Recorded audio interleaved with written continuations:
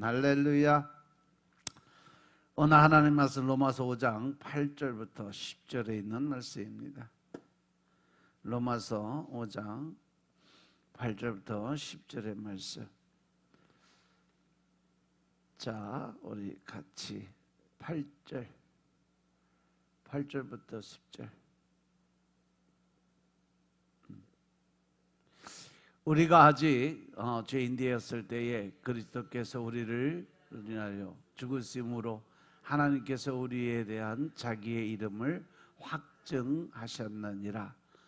그러면 이제 우리가 그 피를 인하여 의롭다 하심을 얻었은즉 더욱 그로 말미암아 권하심에서 구원을 얻을 것이니 곧 우리가 원수 되었을 때에 그 아들의 죽으심으로 말미암아 하나님으로 더불어 화목되었은즉 화목된 자로서 더욱 그의 살았음을 인하여 구원을 얻을 것이니라.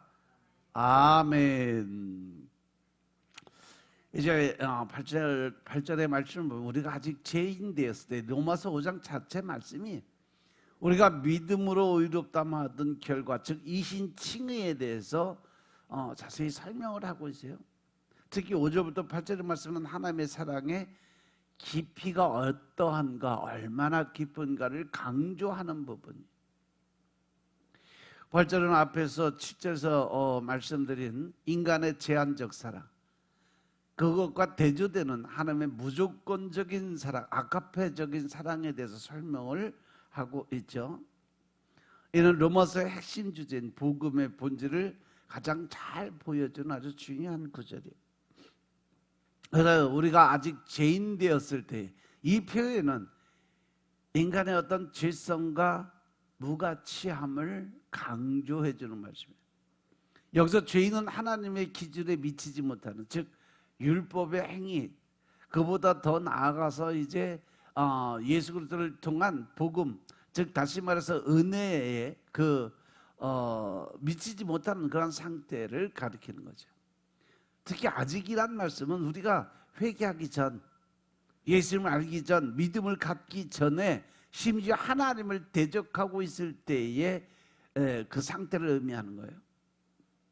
이런 하나님이 사랑이 인간이 어떠한 선행이나 가치에 기초한 것이 아니라 모든 것이 다 하나님의 은혜로 이루어진 거라는 설명이죠.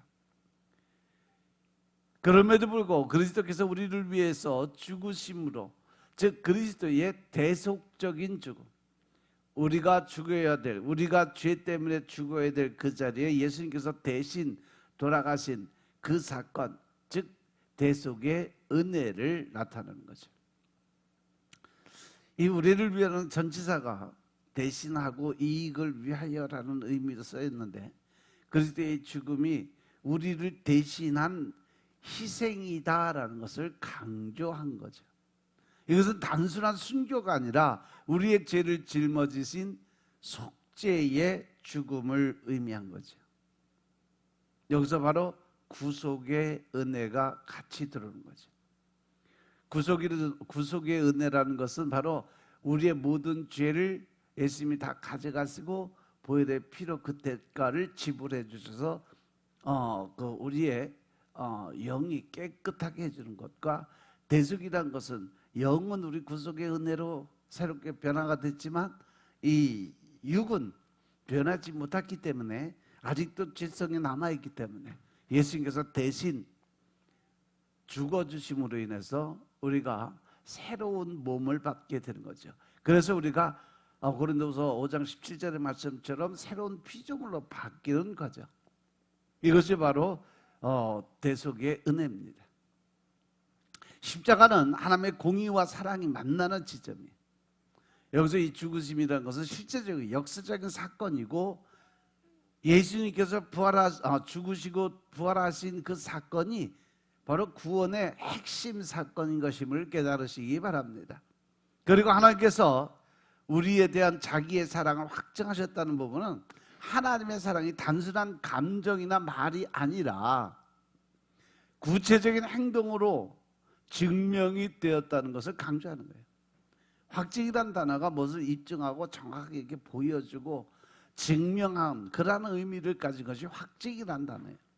이는 그리스도의 십자가가 하나님 사랑의 가장 확실한 증거임을 나타내 주는 거죠.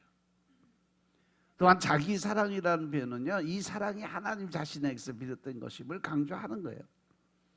여기서 우리는 이 구절을 통해서 우리는 하나님의 그 사랑이 몇 가지 중요한 특성을 가지고 있는 걸 볼 수가 있어요. 하나님의 사랑은 첫 번째 뭐냐? 무조건적인 사랑이라는 거죠.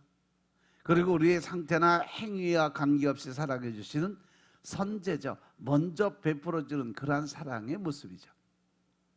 그리고 우리가 하나님을 찾기 전에 먼저 찾아오시는, 그래서 사랑해 주시는 희생적 사랑이 있죠. 그리고 하나님의 사랑은요, 당신의 아들을 내어주실 만큼 큰 희생을 감수하시는 구원적 사랑이 있습니다.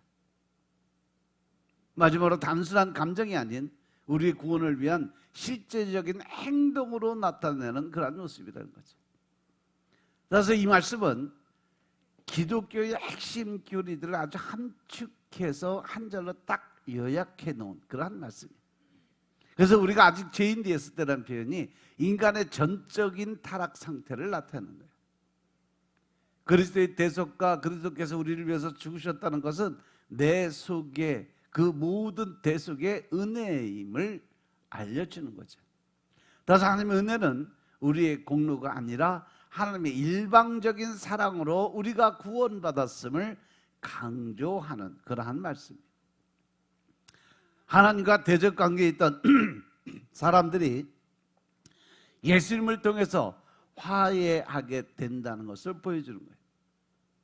따라서 8절은 7절에서 말씀하시는 인간의 제한적 사랑, 그리고 하나님의 무조건적인 사랑을 대조하는 거죠.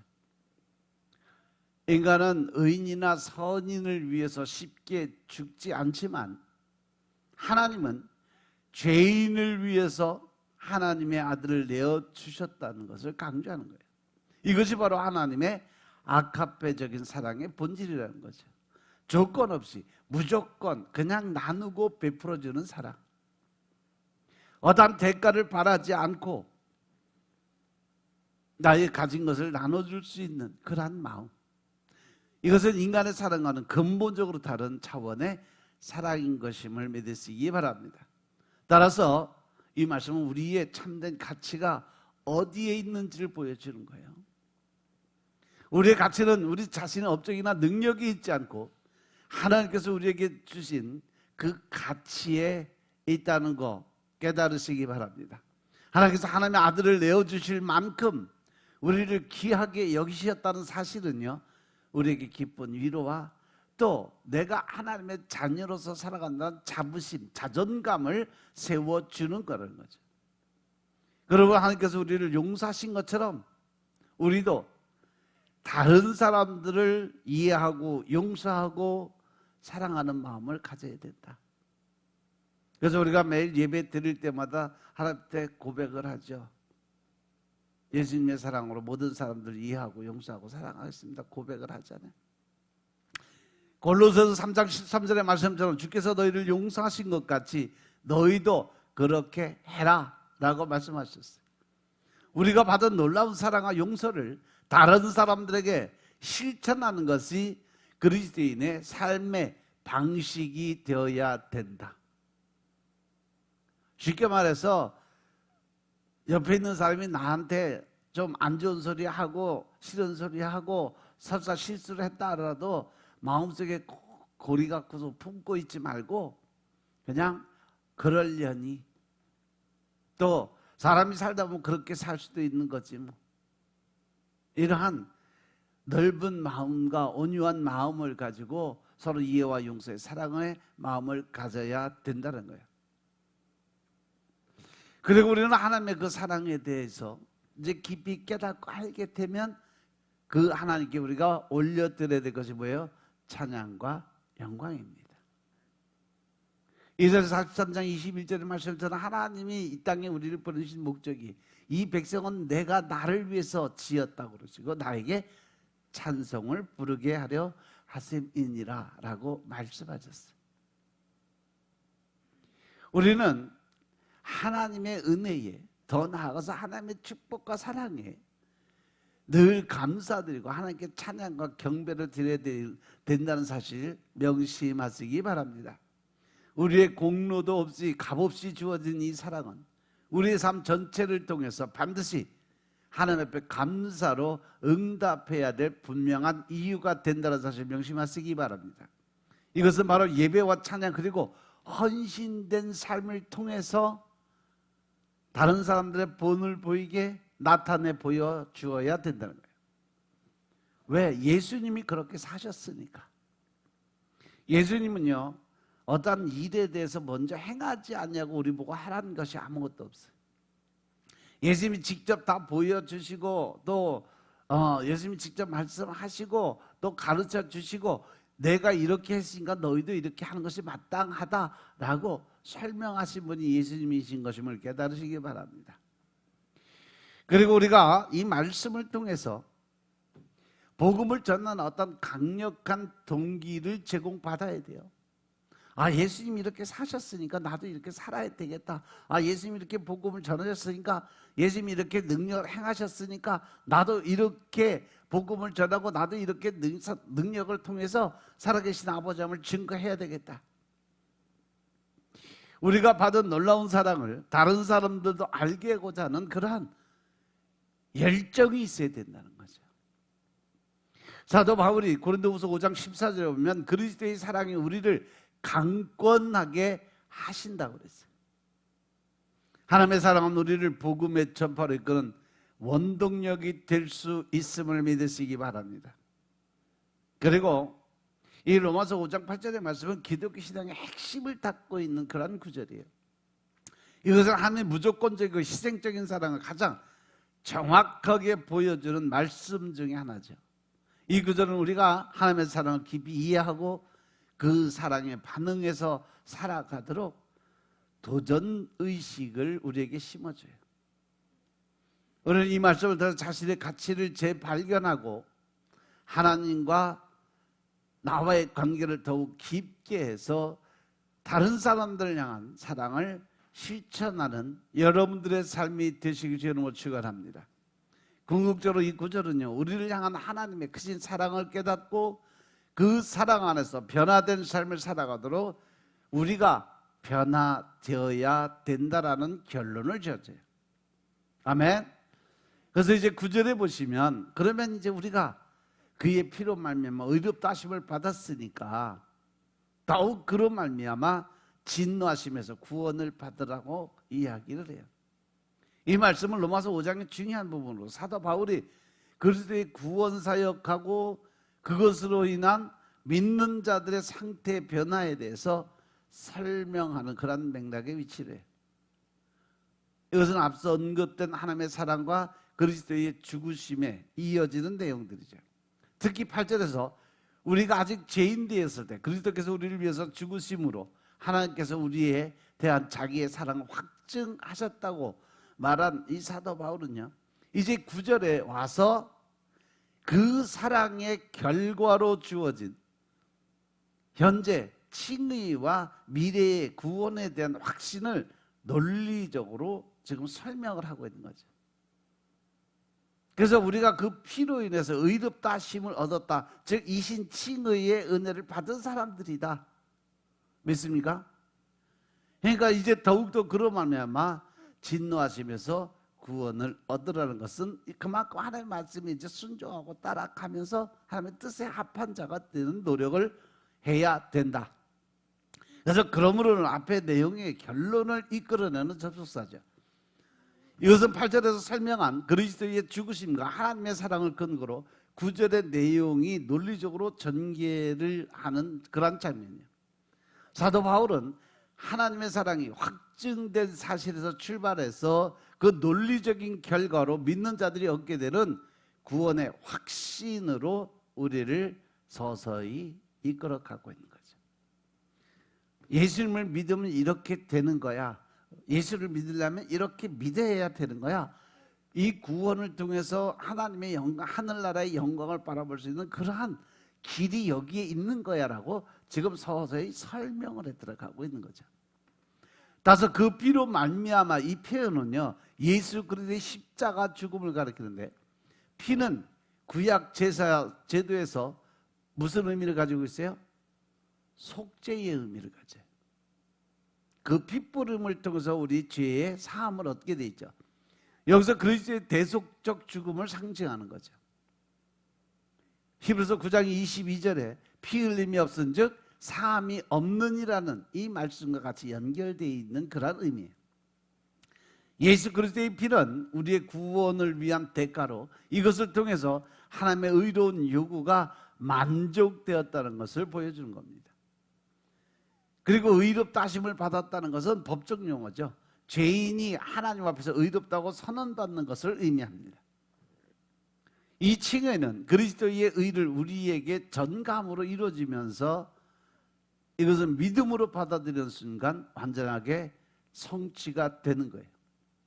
이것이 바로 복음의 핵심인 이신칭의라는 거죠. 이신칭의라는 것은 하나님이 우리를 이제 모든 이 구속의 은혜로 모든 죄를 다 사해 주시고 깨끗하게 되었다라고 인정해 주는 것이 바로 이신칭의의 가장 핵심이에요. 그 더욱이라는 이 표현은 논리적 확실성을 강조하는 표현이죠. 이것은 작은 것에서 큰 것의 논리를 전개하는 방식이죠. 작은 것이 점점 성장해서 커가는 그런 의미예요. 만약 더 어려운 일, 즉 우리가 죄인 되었을 때 의롭다함을 받은 것이 이미 이루어졌다면 더 쉬운 일, 즉 다시 말해서 의롭다함을 받은 사람들이 최종적으로 구원을 받는다는 것은 아주 확실하게 이루어질 거다라는 논리를 지금 설명을 하는 거예요. 따라서 진노하심에서 구원을 받을 것이라는 하나님의 이 공의로운 심판을 생각하면서 구원은 최종적인 구원, 즉 하늘나라 영광을 바라보는 자리에 들어서게 된다는 거죠. 이것은 현재 칭의가 미래의 최종적 구원으로 이루어질 것임을 확실하는 표현이에요. 하나님의 진노는 실제로 존재를 하고 아주 심각한 것이지만 그리스도 안에 있는 자들은 그 진노로부터 완전히 보호를 받게 된다는 의미예요. 따라서 구원의 근거는요 전적으로 예수 그리스도의 피, 즉 그의 대속적 죽음에 있음을 강조하는 거죠. 즉 다시 말해서 우리가 예수 그리스도의 구속과 대속의 은혜를 받지 못하면 결국 구원을 받는다 못 받는다? 못 받는다. 왜? 그 보혈의 피의 능력, 구속의 은혜가 없으면 우리에게 죄사함이 없기 때문에 그렇습니다. 왜습니까? 그래서 우리가 그 구속과 대속의 은혜를 통해서 구원을 온전하게 받고 난 이후부터 해야 될 것은 바로 온전한 믿음을 갖고 살아가는 거다. 이것이 바로 오직 은혜와 오직 믿음으로라는 종교개혁의 핵심 교리의 성경적 근거입니다.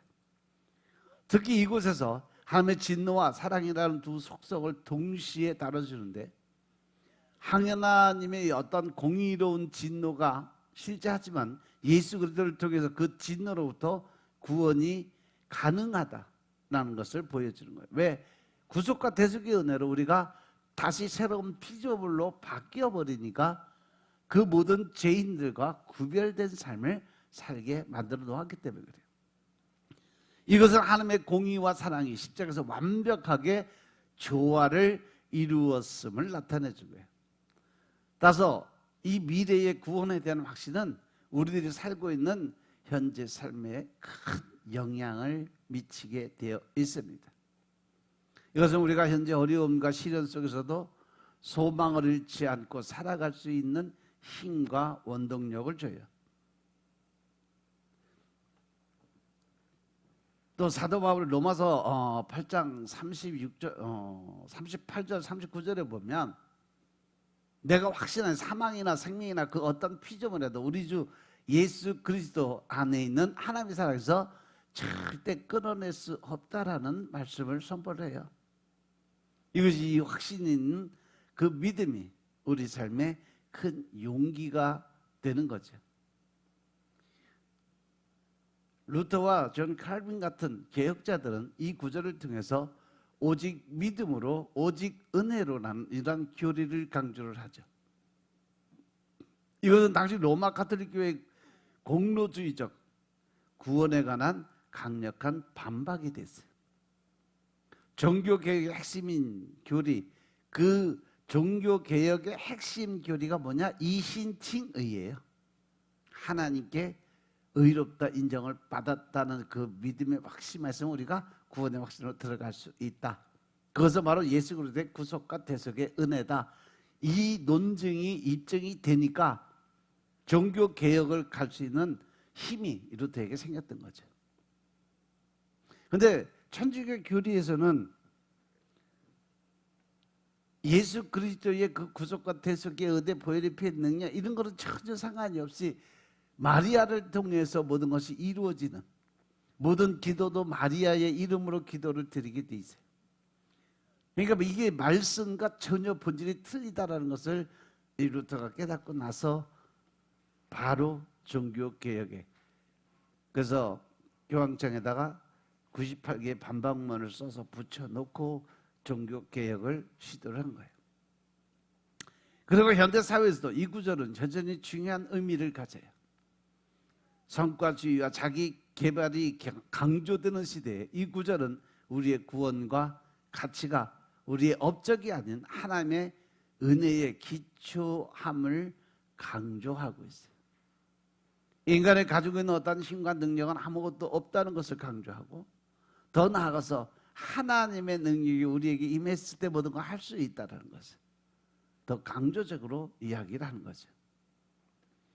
이것은 많은 사람들에게 위로와 안식을 주는, 또 불확실성이 가득한 시대에 미래에 대한 확신을 제공해 주는 그런 말씀이죠. 그래서 로마서 5장 9절의 말씀은 기독교 구원론의 핵심을 간결하면서도 아주 강력하게 표현을 하고 있습니다. 이 말씀은 그리스도의 피로 말미암은 이신칭의, 현재의 이 칭의와 미래 구원의 연결성, 그리고 하나님의 진노와 사랑이라는 주제를 다 담고 있어. 말씀 한마디에. 이걸 통해 우리는 구원의 확실성을 얻고 감사와 찬양의 삶을 살면서 복음을 전하는 삶으로 나아가야 된다. 9절에서 우리에게 하나님의 은혜의 위대함을 깨닫게 하고 그 은혜 안에서 확신을 가지고 살아갈 것을 권면을 해요. 우리의 구원은 우리의 노력이나 공로가 아니라 전적으로 예수 그리스도의 보혈의 피에 근거하고, 이것이 바로 복음의 핵심인 것임을 강조해 주고 있는 거죠. 따라서 우리는 이 말씀의 깊이를 이해하고, 또 그 말씀 안에 내가 들어가 그 모든 것을 받아들일 때 우리는 어떤 상황 속에서도 절대 흔들리지 않는 소망과 힘을 얻을 수 있다는 사실 명심하시고, 오늘 하루도 여러분들이 좀 더 은혜 가운데 말씀 안에 새롭게 변화되는 믿음의 삶을 사는 여러분들의 삶이 되시길 주님으로 축원합니다. 10절부터 다음 시간에 할게요. 기도드리겠습니다. 아버지 하나님 감사드립니다. 오늘도 아버지 하나님의 은혜 가운데 우리가 어떠한 믿음을 가지고 어떠한 삶을 살아야 되는가를 분명히 알고 깨닫게 하시니 감사합니다. 늘 신령과 진정의 마음으로 하나님의 의로 세워짐을 얻게 하시고, 능력과 권세로 하나님의 이름을 높이는 자로 쓰임받을 때 주님이 축복하옵소서. 이신칭의의 구원론을 확실히 깨닫게 하시고, 또한 이제 그 모든 것을 예수님처럼 나누고 베푸는 삶을 살게 하시고, 이제 더 건함의 사랑을 나누는 베푸는 삶 가운데서 주의 이름을 높이고 살아계신 하나님을 증거하는 자들이 다 될 수 있도록 축복하옵소서. 오늘 하루도 하나님의 은혜 가운데 살게 하시고, 이제 더 큰 하나님의 사랑을 나누고 베푸는 자리에 서게 하시고, 또한 하나님을 기뻐하시고 하나님을 웃게 만들 수 있는 하루가 되게 축복하옵소서. 모든 말씀 우리 주 예수 그리스도의 이름으로 감사드리며 기도드렸사옵나이다. 아멘.